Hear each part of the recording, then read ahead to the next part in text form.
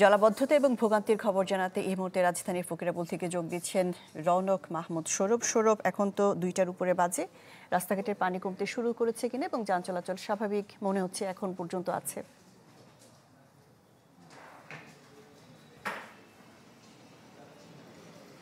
শাহনাজ, আমি এখন আছি ফকিরাপুলে। ঘণ্টাখানেক আরও 2-3 ঘন্টা আগেও এই জায়গাটি কিন্তু পানিতে ভরা ছিল, প্রায় আইল্যান্ড সমান এইখানে এই পর্যন্ত প্রায় পানি ছিল।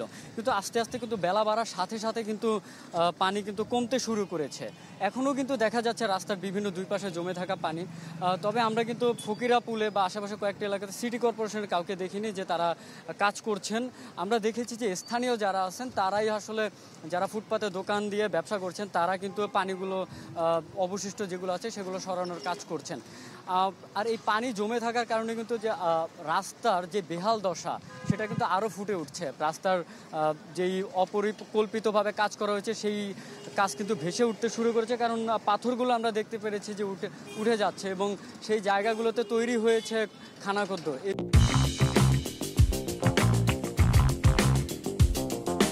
এই জন্য কিন্তু রিক্সা থেকে যানবাহনগুলো যেগুলো আছে এগুলো কিন্তু একটু পরপরই দুর্ঘটনার শিকার হচ্ছেন। পানি কমার পরে কিন্তু আমরা দেখতে পাচ্ছি যে যানবাহন কিছুটা হলেও স্বাভাবিক হয়েছে, তবে পুরোপুরি কিন্তু এখনো হয়নি। কারণ অনেক যানবাহন কিন্তু ছিল যেগুলো হচ্ছে ফিটনেস বিহীন থাকার কারণে, পানি ঢোকার কারণে এই যানবাহনগুলো নষ্ট হয়ে যায় এবং এর কারণে কিন্তু মহাসড়কে এই প্রতিবন্ধকতা সৃষ্টি করে এই গাড়িগুলো।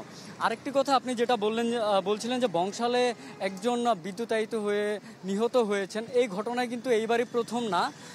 এই ঘটনা কিন্তু এর আগেও ঘটেছে মিরপুরে।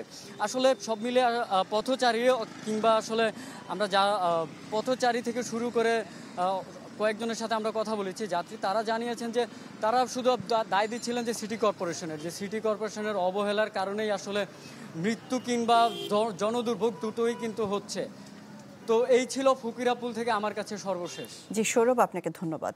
রাজধানী জলাবদ্ধতা এবং ভোগান্তির খবর জানাতে আমাদের সাথে যুক্ত হয়েছিলেন রৌনক মাহমুদ সৌরভ।